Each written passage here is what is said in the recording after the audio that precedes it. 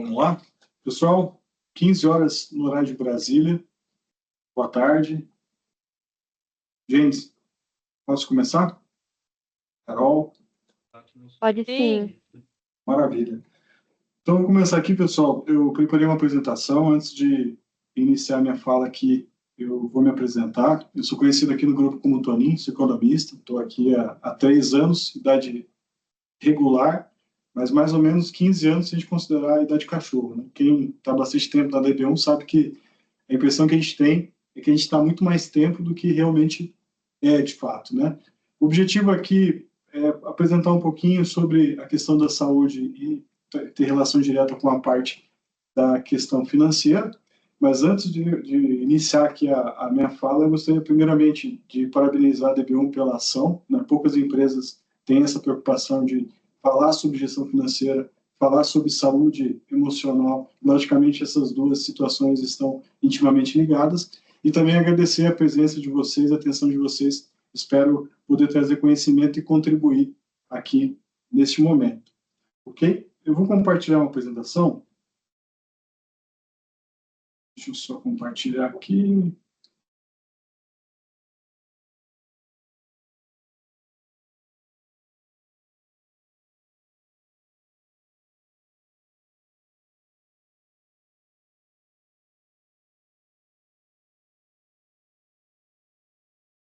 Ok?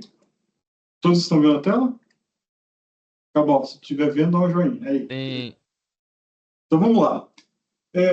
O que eu quero trazer aqui de contexto, também de informação, é que quando a gente fala de educação financeira, isso é um tabu muito grande, né? As pessoas normalmente não gostam de comentar no dia a dia em casa, principalmente com a família.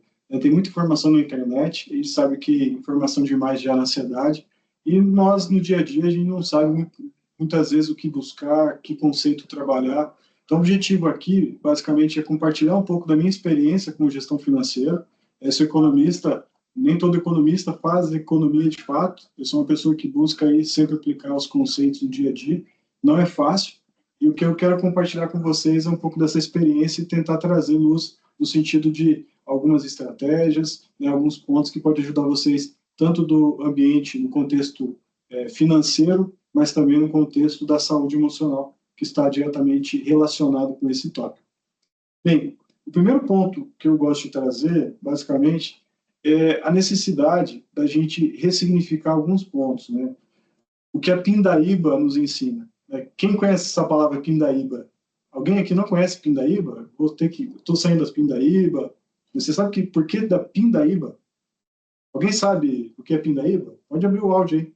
Eu sei o que é pindaíba, só que o porquê dessa palavra eu não faço ideia. Mas o porquê? Alguém sabe o porquê da Pindaíba? Não, Não? eu uso muito essa palavra e nunca me questionei o porquê.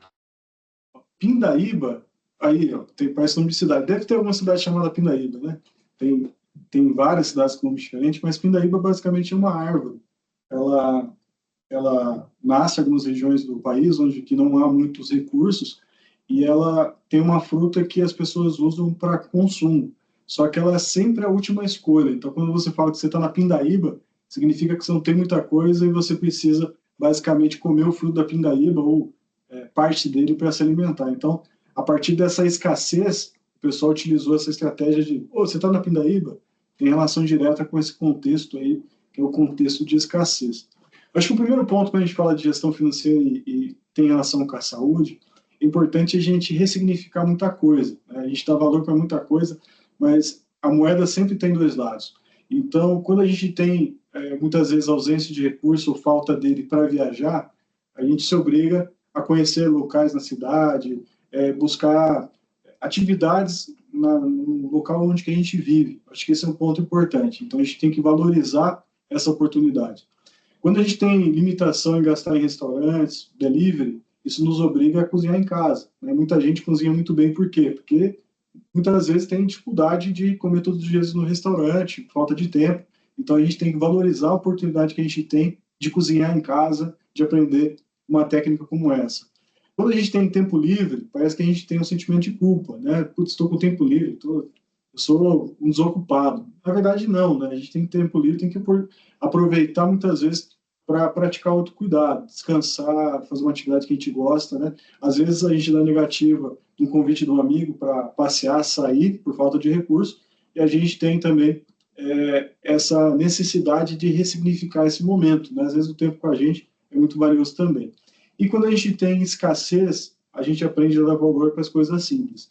Então, o que eu trago para vocês aqui, eu acho que o primeiro tópico que a gente precisa passar é que a gente, para ter saúde, é importante ressignificar muita coisa. Quando a gente cria valor em algo que a gente não está vendo, a gente consegue conviver muito bem e consegue valorizar esse momento. Acho que é o principal ponto aqui da discussão. E quando a gente fala de investimento, é sempre importante a gente trazer o conceito de que os grandes investidores, eles são bons não porque ganham muito, e sim porque sabem perder pouco.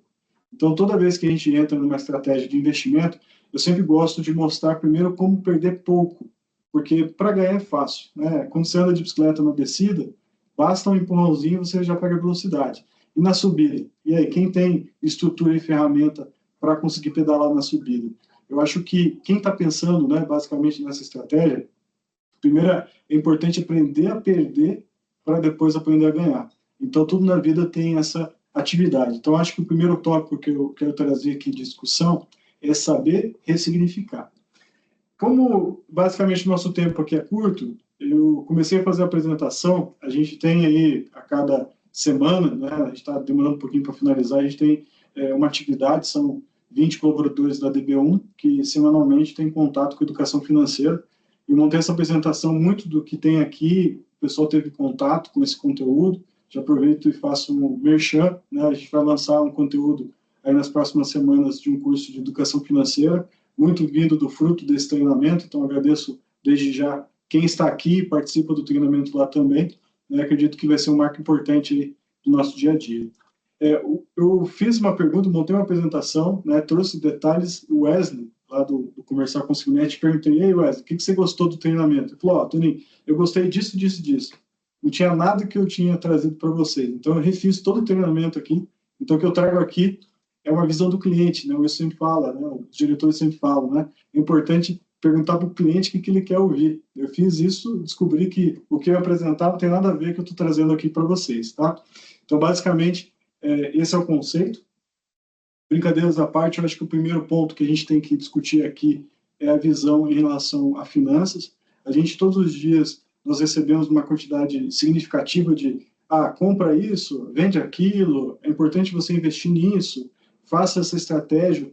Eu digo a vocês que no dia a dia, na gestão financeira, a gente não tem uma receita de bolo. Cada um vai ter uma condição, cada um vai ter uma estrutura, e a gente sabe que não há receita de bolo quando a gente trata uma coisa muito pessoal. Então, o que eu trago para vocês aqui são ferramentas que podem ajudar vocês, logicamente, vocês podem utilizar ou não, tá? E o principal ponto, eu acho que a premissa que eu sempre utilizei como questão fundamental de investimento é uma noção muito voltada para a empresa. Eu sempre me baseei na função relacionada a valor em relação à variação. Existe uma diferença muito grande, pessoal, em relação a esses dois conceitos. 99% dos investidores, de quem poupa, está buscando ganhar dinheiro e só olha o percentual. O que eu estou dizendo aqui? Compra um investimento Bitcoin e vai te dar 10% de rendimento. Coloquei lá no passado, deu isso. Acredito que vai acontecer. Basicamente, eu não olho para essa vertente. Eu olho para a questão de valor. Eu sempre fiz uma gestão relacionada a patrimônio. As empresas, vocês podem observar na Bolsa, várias têm lucro negativo, né, têm prejuízo, e estão valorizando, o valor das empresas aumenta, porque nem todo o valor está relacionado à questão monetária que você tem, e sim na questão intangível também. Então, quando a gente fala aqui uma jornada de vida, a gente sabe que é uma jornada muito individual, por mais que a gente tenha aí um esposo, uma esposa, um namorado, né, pessoas que vivem em conjunto, a gente sabe que essa jornada, quase 95% dela, parte do contexto individual. Então, nessa jornada, a gente busca sempre adquirir patrimônio para quê? Para ter uma qualidade de vida, principalmente no momento que a gente não vai ter condição de poder trabalhar ou a gente não vai ter muitas opções no mercado de trabalho. Quem hoje tem pessoas mais velhas no convívio sabe que quem está desempregado com idade mais avançada tem dificuldade em encontrar oportunidades no mercado de trabalho. Existem situações, estruturas de mercado que acabam criando essas dificuldades. E nós sabemos também que se você tiver nessa condição patrimônio, você fica um pouco mais tranquilo, isso lhe permite uma vida mais tranquila. Então, o que eu trago aqui para vocês é uma visão muito voltada para poupança e patrimônio, que isso vai te gerar qualidade de vida, segurança, e vai te tirar dor de cabeça ao longo da vida. Mas a gente sabe que para construir essa jornada não é uma situação muito fácil. Ok? Mas vamos lá. O conceito principal aqui, patrimônio, ele gera utilidade na medida que você pode comprar bens. Ok? Então, o que você tem que fazer ao longo da vida? Acumular patrimônio e, logicamente, isso vai te gerar frutos ao longo da vida. Basicamente é isso. Se a gente olhar pelo contexto teórico, a gente tem duas avaliações que são importantes.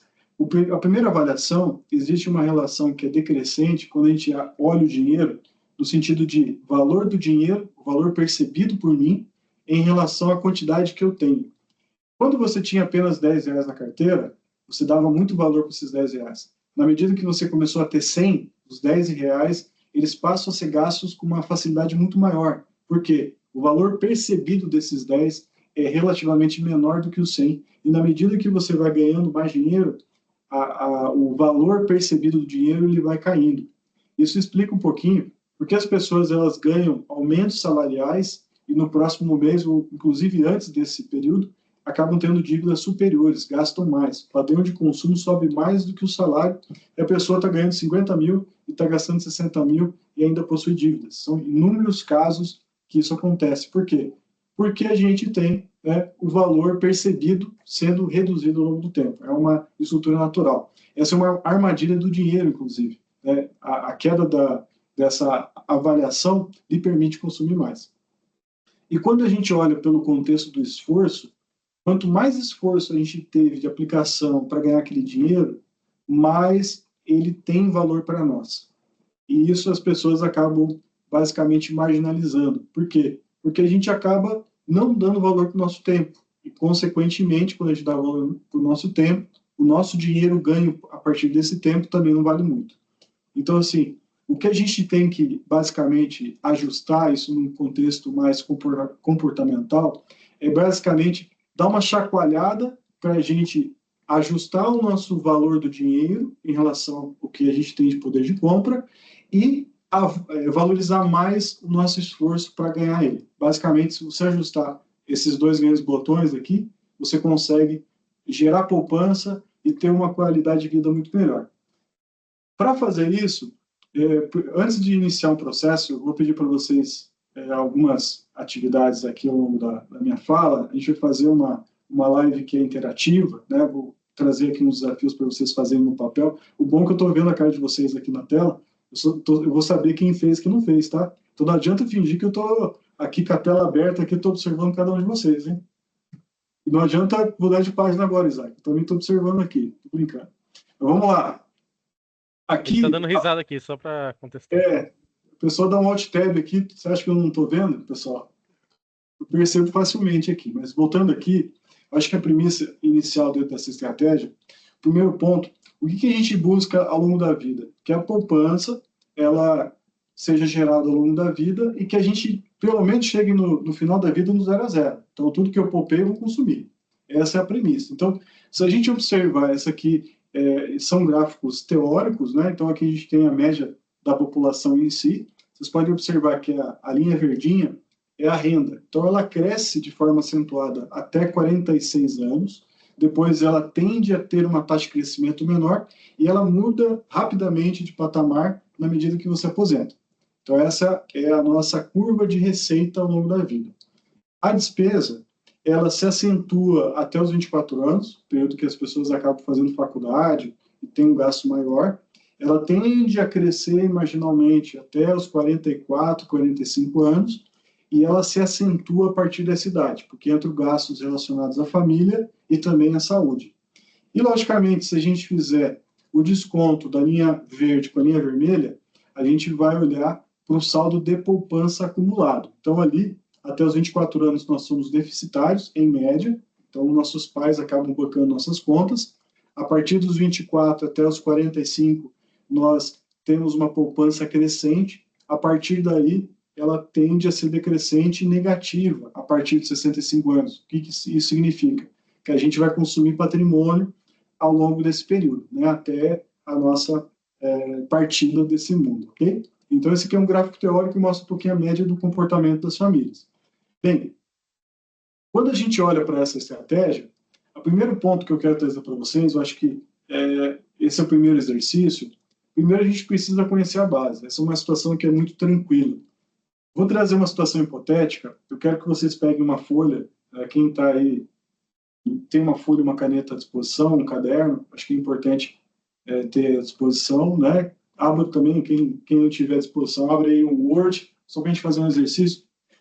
O primeiro ponto que a gente precisa conhecer é a nossa base. O que é a nossa base? Pensa o seguinte, se tudo der errado na vida, o que vai acontecer comigo? Como que eu vou sobreviver?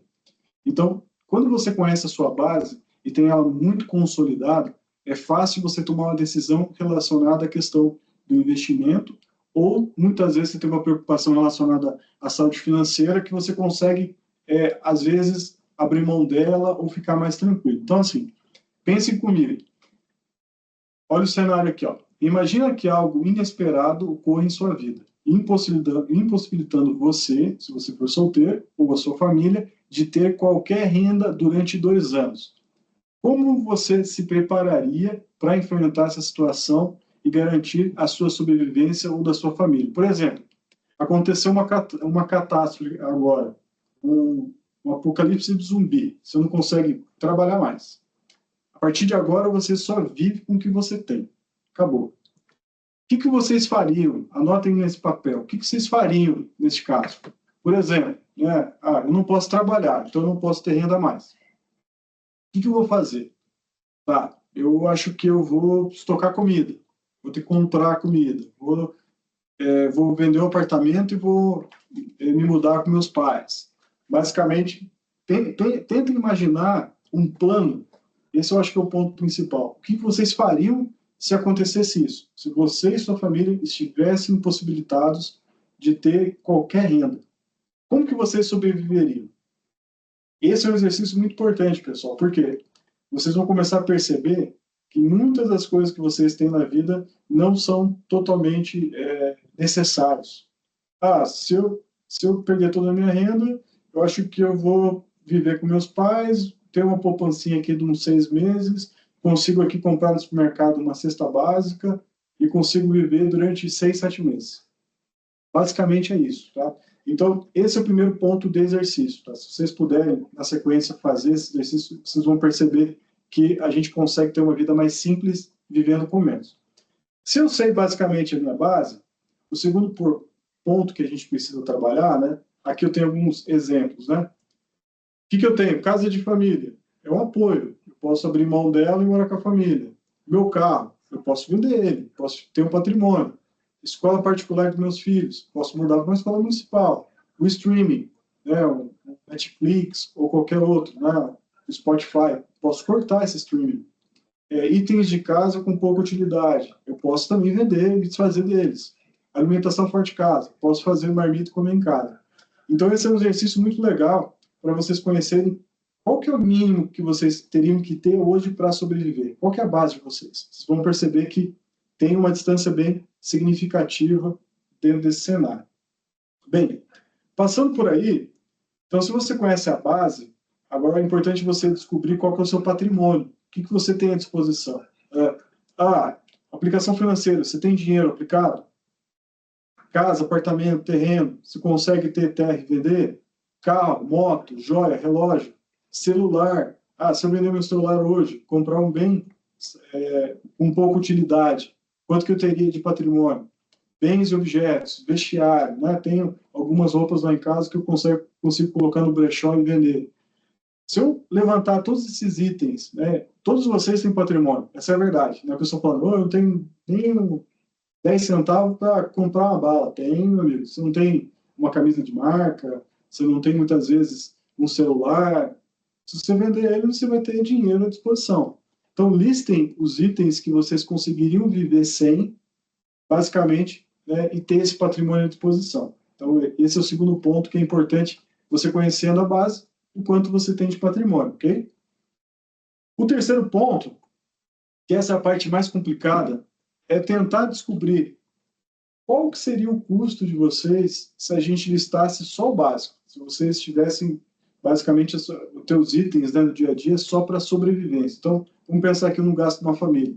Alimentação, supermercado, em torno de 2,5, né? Habitação, segurança, transporte, saúde. Listem todos os itens que são essenciais e vejam o seguinte, qual que é o valor que eu teria hoje de gasto base? É o que eu não consigo abrir mão em relação a consumo que eu desejo, né? Que eu não tenho outra escolha além de ter esses gastos. Você vai chegar nessa conta que a gente chama aqui de custo básico para a sobrevivência. Acho que esse que é o ponto principal. Então, se você tem essas 3 informações, né, o plano de ação, caso você fique sem itens, né, sem disponibilidade de recursos, né, durante pelo menos 2 anos, se você tem ali a lista de itens que você consegue se desfazer hoje a preço de mercado e ter dinheiro em conta, e aqui o terceiro item é o que você tem à disposição para você consumir de forma satisfatória, tá? Então a gente não está falando de luxo aqui, a gente está falando do dia a dia. Bem, olhando por esses 3 pontos, o que eu quero trazer para vocês é o seguinte: se eu visualizar patrimônio hoje, custo mensal básico, quantos meses vocês teriam hoje de reserva? Esse é o principal ponto, certo? Essa reserva ela é superior ou inferior a 24 meses?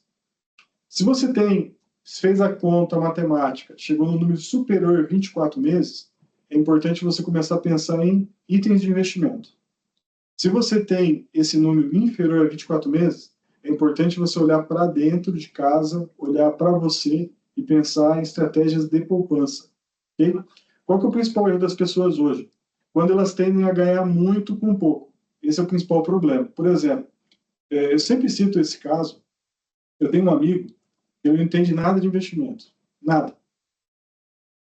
É mérito dele, inclusive, não entender nada. Não investiu tempo, né? E ele tem basicamente, ele recebe muita informação da internet. E aí, de vez em quando, ele me liga, ele fala assim, ô Toninho, seguinte, cara, por que você não compra ação tal? Ela vai valorizar. Se eu tenho esse papel na minha carteira, sabe o que eu faço? Eu vendo na hora. Por quê?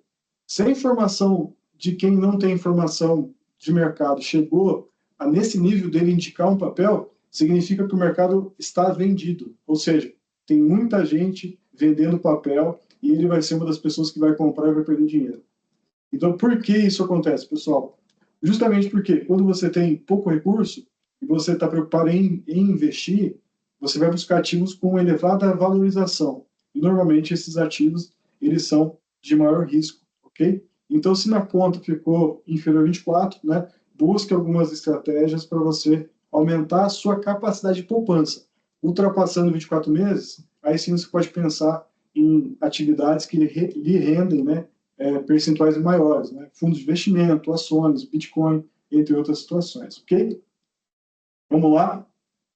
Na sequência, a gente fala de independência financeira. Então, assim, esse é um outro ponto que é importante a gente fazer uma avaliação interna. O que eu estou trazendo aqui é sempre ferramenta, tá? É importante vocês gastarem um tempo com isso.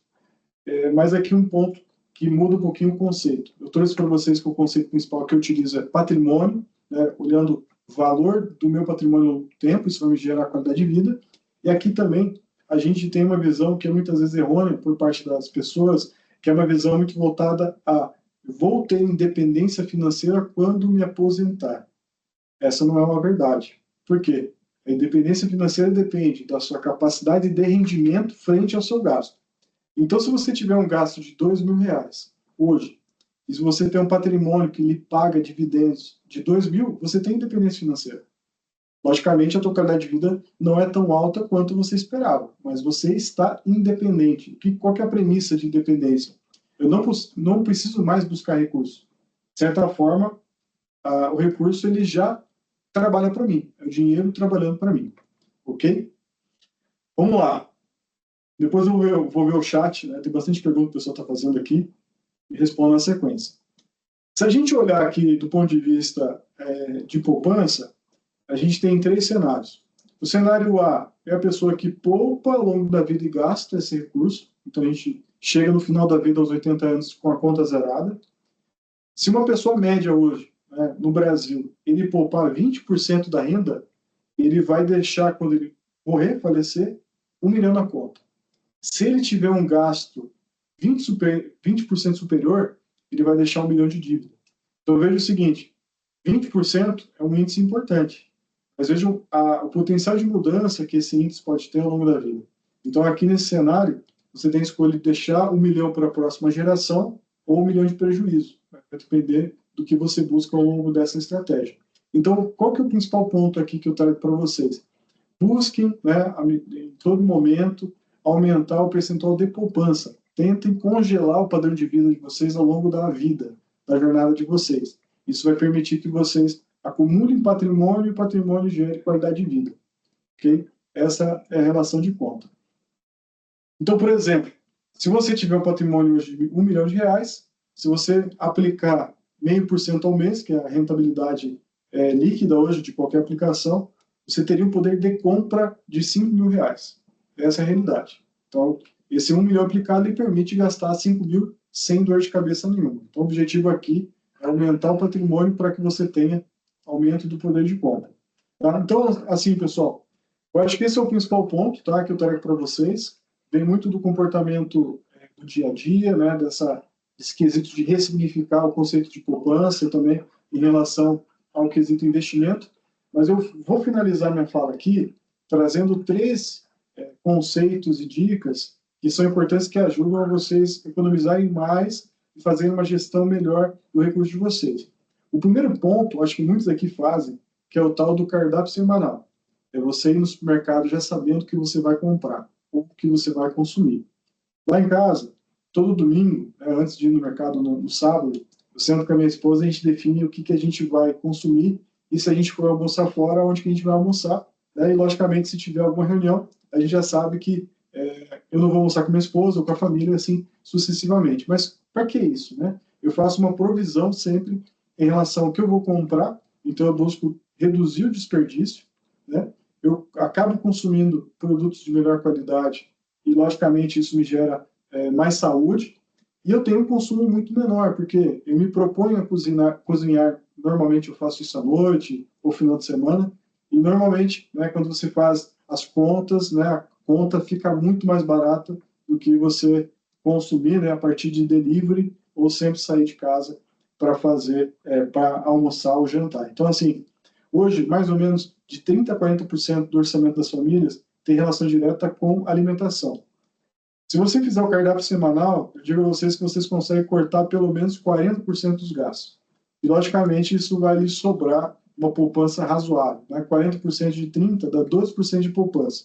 Então, se você aplicar o cardápio semanal, provavelmente você vai ter aí 12% a 13% de sobra no teu orçamento no final do mês, só por essa prática. Tá?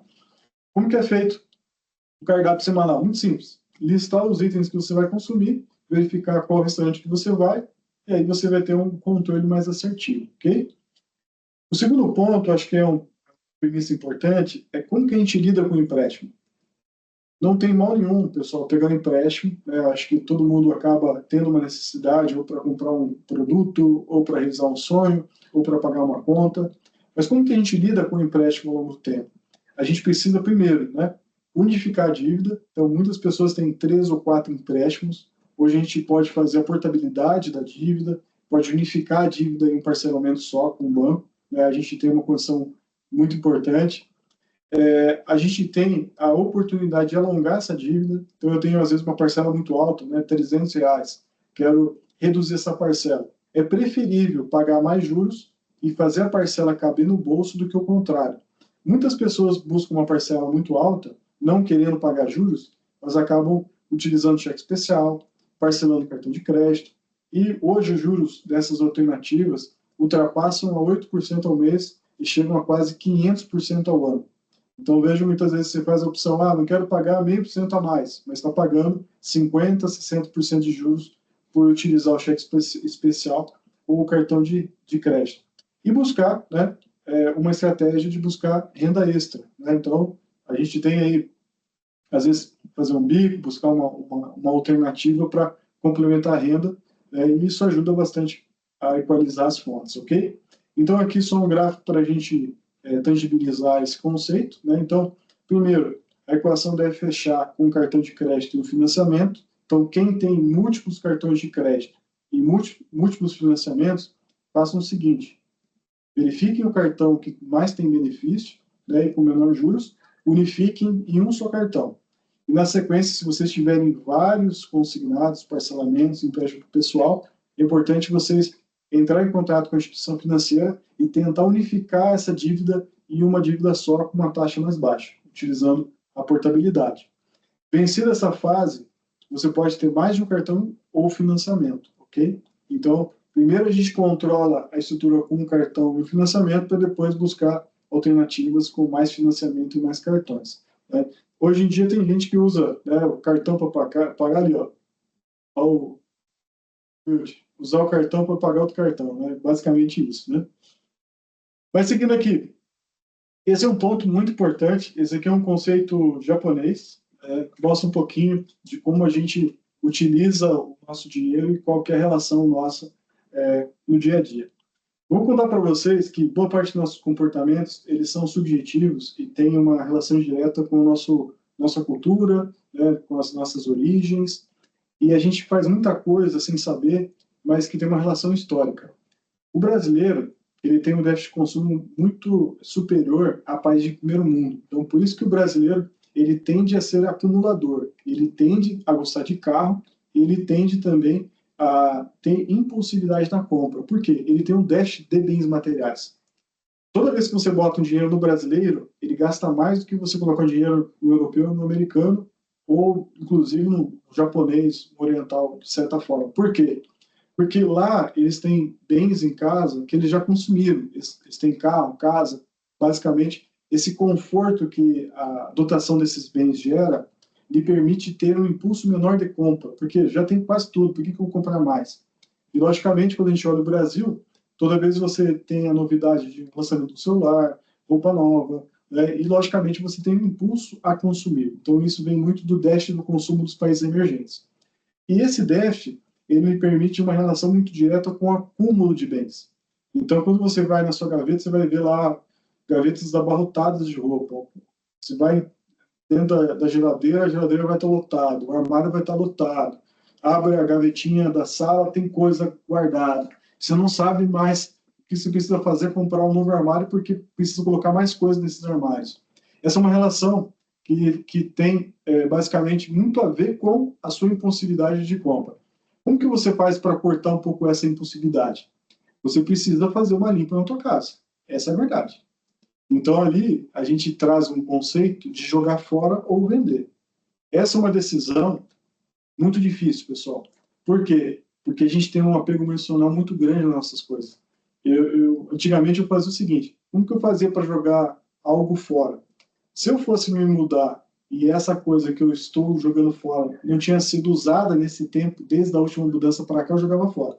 Esse é o meu conceito de coisa sem utilidade. Então, se o bem passasse de uma mudança para outra sem uso, eu descartava. Essa é a minha relação, antigamente, de me fazer de algo. Mas eu, periodicamente, o que eu faço? Eu marco um dia em casa que a gente faz um limpa. Pega um armário, pega alguma parte... Oi? Oi, Janaína, é o Leonardo aqui do DB1, tudo bem? Léo. Ó, o Léo, pessoal, eu falei para vocês, alt-tab, ligação, tá tudo certo, vamos lá. Depois o Léo vai ter que contar uma piada para nós aí, Léo. Mas eu acho que esse é o principal Trabalha quando liga para cliente, Toninho. Isso aí. Me deixa orgulhoso assim, Léo. É isso, Toninho, tamo junto. Vamos lá. Então, pessoal, é importante a gente definir primeiro uma missão, que é fazer o limpo em casa. Pode começar com um armário, tem que limpar o que a gente não vai usar, e tem muitos bens lá que podem ser vendidos, né? Mercado Livre, brechó. A gente tem que fazer esse exercício. Na medida que você faz esse exercício, envolve familiares, você acaba criando uma cultura de dar valor que é extremamente necessário e descartar aquilo que não faz sentido. Tá? Então, essa é uma atividade muito educativa que, se vocês fizerem, vai gerar um resultado muito significativo na visão de valor. Ok? Para finalizar aqui, eu só gostaria de agradecer a atenção de vocês. Tá? Parte desse conteúdo ele vai estar disponível no treinamento que a gente vai subir na 421. Né? Agradeço aqui a atenção e eu fico à disposição de perguntas. O áudio está aberto, o pessoal fica super à vontade aí, que a gente tem um tempinho, eu vou poder responder as dúvidas de vocês. Obrigado. Vamos lá. Deixa eu ver quem está na... Léo? E aí, Toninho, beleza? Bom, primeiramente agradecer aí sua disposição. Sempre muito bom seus ensinamentos. Digamos, num mundo fictício aí, que eu tenho meus 24 meses guardados aí de dinheiro aí, né? O que você indica para um cara extremamente leigo sobre investimento a começar a fazer, procurar a fazer, tipo, procurar conhecimento sobre, né? Como que eu posso buscar entender aonde que eu faço esse investimento em renda variável ou algo do tipo? Legal. Boa pergunta, Léo. É importante sempre a gente avançar em duas rotas, né? A rota do conhecimento e a rota dos ativos com maior risco e maior retorno. Então, normalmente, boas pessoas elas são muito avessas a risco, botam dinheiro na poupança e deixam lá em medo de perder aquele dinheiro, ou são muito loucas e gostam de investir em ações, ativos de alto risco sem necessariamente conhecer e passar por todas as etapas. Eu acho o seguinte, eu faço sempre uma jornada que é começar com os ativos de menor risco, com maior liquidez, e avançando na medida que eu tenho uma opção de arriscar mais. Por exemplo, uma jornada muito interessante para a gente investir primeiro botando dinheiro na poupança, ou no CDI, numa aplicação, numa conta, em qualquer banco hoje. Juntando um dinheirinho, o que eu faço? Eu vou lá e compro uma CDB, que é um ativo de renda fixa, ou compro uma cota de um fundo de investimento de renda fixa, ou um título do governo. Comprei um título e entendi como funciona, quando que eu posso sacar, qual que é a rentabilidade real, lembrando que esses investimentos, eles têm imposto de renda provisionado também. E aí, tá, coloquei na poupança, agora tem um pouquinho em renda fixa, né? Fundos. O caminho de utilizar fundos nessa estratégia é sempre muito importante. Posso comprar ações agora? Vou lá, compro 1, 2, 3 papéis. Posso comprar o fundo de investimento com ações, vender ações. Posso comprar o fundo imobiliário. E aí eu vou avançando, montando uma carteira, e aí eu posso investir talvez em uma criptomoeda que tem um risco maior. Mas é importante, pessoal, é sempre vocês terem paciência e, na medida que vocês vão aumentando o patrimônio, vocês vão começar a ter um relacionamento mais íntimo com investimentos, aprendendo cada um. Então, assim, eu digo a vocês que essa jornada de investimento é importante vocês terem tempo para aprender, buscar por si, né? E, logicamente, isso vai ajudar bastante vocês na questão do patrimônio, ok? Então, não tem um caminho muito descrito, Léo, mas eu começaria em ativos de menor risco para ativos de maior risco, uma ordem gradativa. Valeu, obrigado. Ver quem está com a mão levantada aqui. Mais alguém, pessoal? Vi que o Isaac.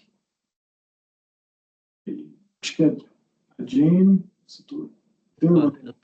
Eu tava com a mão levantada, eu abaixei, eu levantei de novo. Você falou agora, mas em específico, quando você vai comprar, investir em alguma coisa, o que que você olha assim? Qual que é o passo a passo que você faz?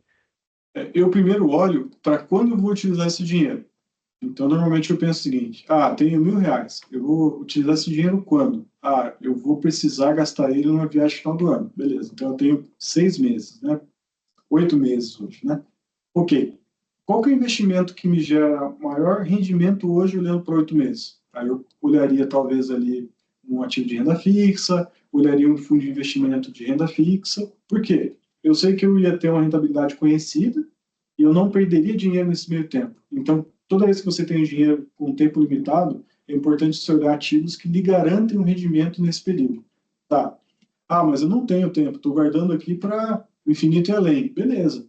Aí eu vou montando uma carteira. Aí me permite comprar ações, me permite comprar uma criptomoeda. Por quê? Se o valor desse ativo cair ao longo do tempo, eu vou ter tempo, às vezes, para deixar ele amadurecer e aumentar, né, os ativos retornam, né, normalmente retornam o seu valor com o tempo, e aí eu consigo resgatar esse valor. A gente chama essa estratégia de buy hold. Se tiver tempo, pense em ativos de renda fixa. Se não tiver tempo, aí dá para se aventurar com ativos que não necessariamente têm vencimento, ok?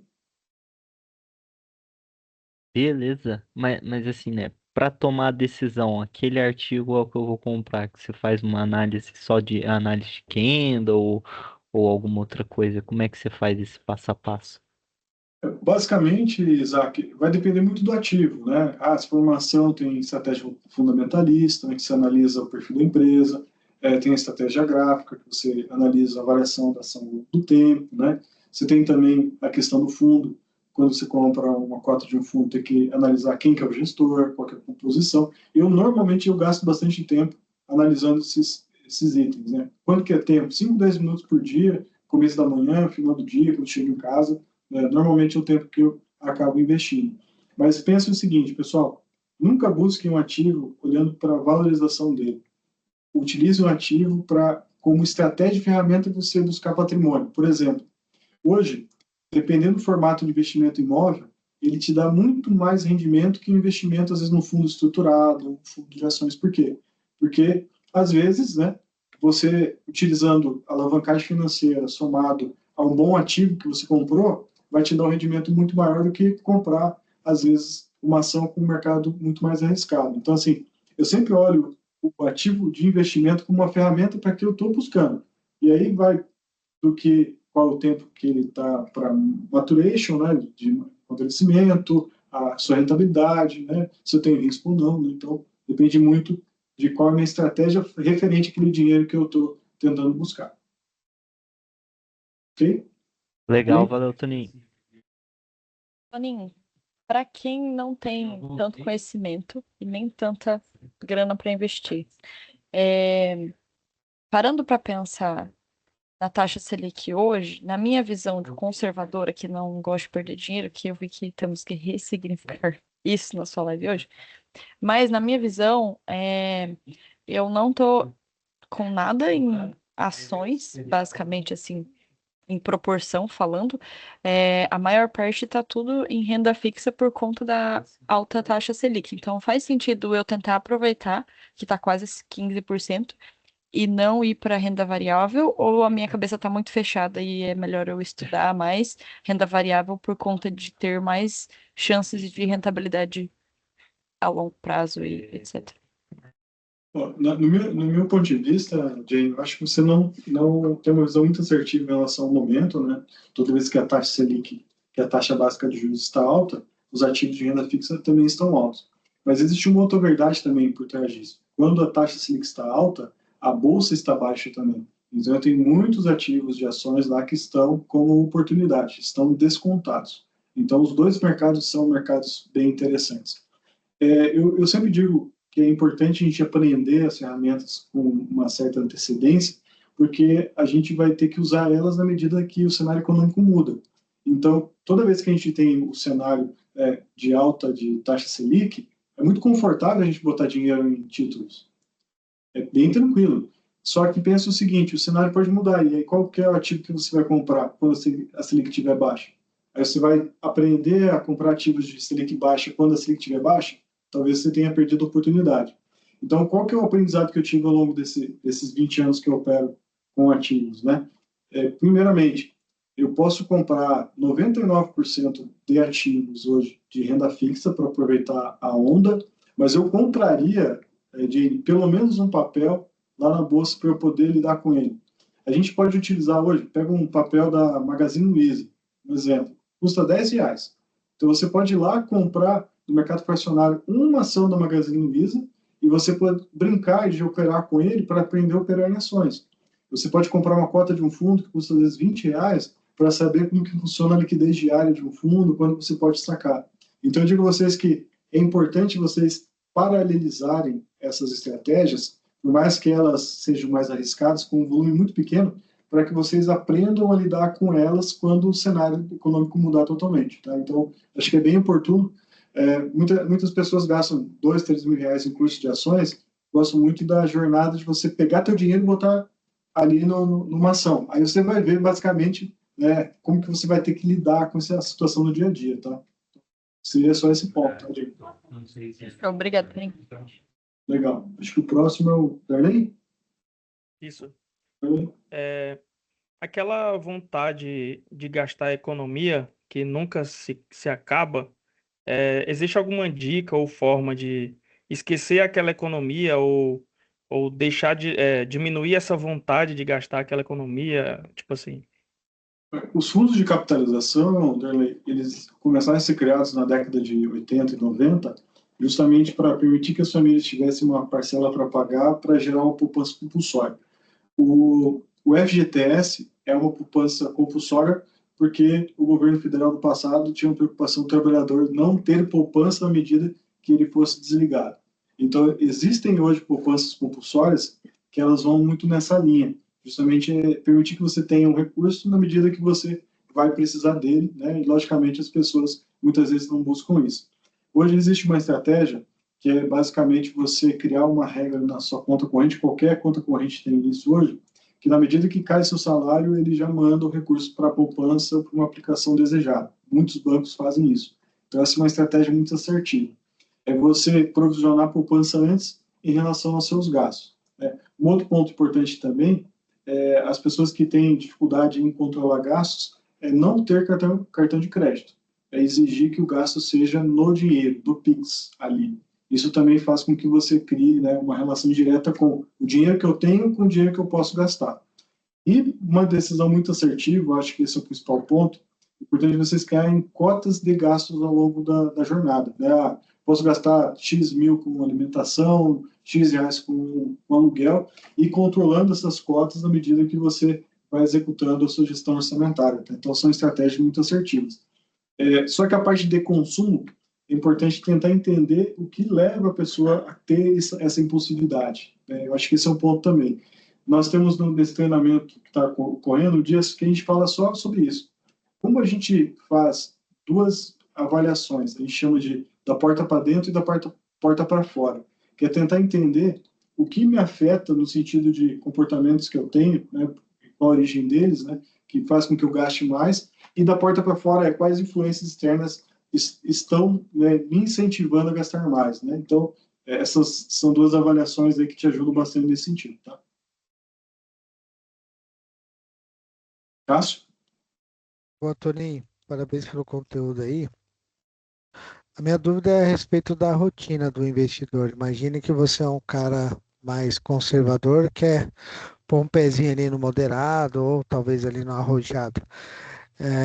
Eu já me peguei em algumas situações que às vezes a gente compra lá uma ação ou outra só para entender como funciona o fluxo, mas você precisa ter uma rotina, né, para acompanhar e até decidir qual que é o momento de talvez aportar mais ou pivotar, digamos assim, o investimento. Como que é uma rotina que você recomendaria para um investidor que gostaria de ser um pouco mais moderado ou até arrojado ali? Legal, Cássio. Obrigado pela pergunta. Normalmente, né, eu tenho uma interação por semana, no máximo uma interação a cada 15 dias, que é basicamente eu reposicionar minha estratégia de investimento. O que eu faço? Eu sento durante a noite, olho lá o board, tem alguns papéis e faço uma análise gráfica e fundamentalista desse papel, né, falando especificamente em investimento em ações. E ali o programa já na conta quais são os mecanismos de saída caso eu tenha prejuízo ou caso eu venha realizar o lucro também. E aí eu posiciono meus stops, né, que são estratégias de precificação já definidas, e a máquina ela trabalha para mim. Então, a cada 15 dias, uma semana que o mercado estiver muito agitado, uma vez por semana, ou uma vez a cada 15 dias, eu tenho um ritual. Eu sento, faço um cafezinho, né, se for de manhã, no sábado de manhã, ou se for durante a noite, faço um chazinho, sento lá, já aviso a esposa, ó, não tente entrar em contato agora, porque eu vou estar no processo de introspecção aqui, e aí eu refaço a análise, defino, reprogramo tudo e largo aquilo ali, né?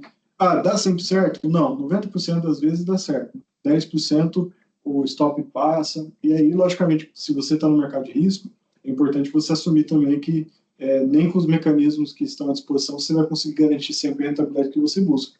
Mas eu criei uma rotina. E isso tem me ajudado bastante a dar foco quando eu preciso, sem gastar muito tempo. O que eu fazia no passado, que me gerava uma ansiedade danada, era tentar acompanhar o mercado acionário, de fundo, todos os dias. Isso impactava a minha saúde, meu dia a dia. Eu ficava com o papel na cabeça, de vez em quando eu dava um alt tab e pesquisava o preço da ação. Hoje em dia eu não faço mais isso porque eu sei que a máquina está trabalhando para mim lá e se der certo, deu. Se não der, eu vou ter um momento para eu reposicionar e eu vou tomar a decisão mais assertiva para aquele cenário, certo? Porque senão, você gasta 10, 12 reais por semana e aí você ganha muito pouco e no final do dia você acaba largando, né, um ativo que é bem importante, que as pessoas acabam deixando por perder dinheiro, né? Um ponto bem importante aí, tá bom? Perfeito, obrigado. Então é isso, pessoal. Tem mais alguma pergunta? Aqui, ó. Fala. Tá no mudo. Boa tarde, ó, parabéns pelo conteúdo aí. E sobre previdência privada? Legal. Previdência privada é uma opção bem interessante, né? Vai na linha da pergunta anterior, de você provisionar um parcelamento, um desconto. Né? Hoje em dia tem várias opções de previdência privada, inclusive com rendimentos muito próximos ao CDI. Tem que sempre dar uma olhada na previdência privada em relação à saída, né? Qual que é o tempo que você pode sacar esse dinheiro, caso você venha precisar. E também olhar o benchmark desse fundo, né? Qual que é o retorno que esse fundo está entregando ao longo dos últimos 12 meses e ao longo dos últimos 5 anos, até para tentar entender o perfil de quem está investindo. Mas previdência privada é uma opção que poucos brasileiros usam, né? E é uma opção muito assertiva porque lhe garante, né, um bom rendimento quando você precisar, principalmente aí, no final da vida, né? Um outro ponto também da previdência privada é em relação à questão tributária, né? Poucas pessoas utilizam essa estratégia como um fator de redução tributária, né? Quando você faz a previdência para você, você pode utilizar isso dentro da estratégia aí de imposto de renda, né? Então, são vários benefícios e é uma opção que você não tem dor de cabeça, né? Você aplica periodicamente e você vai aumentando esse bolo sem pensar muito nesse sentido. Mas a recomendação é, olhe o benchmark do fundo de previdência e verifique muito a questão do tempo de saque, porque senão você vai pagar um pedágio importante nos rendimentos. Obrigado. Ok, pessoal? Mais alguma pergunta?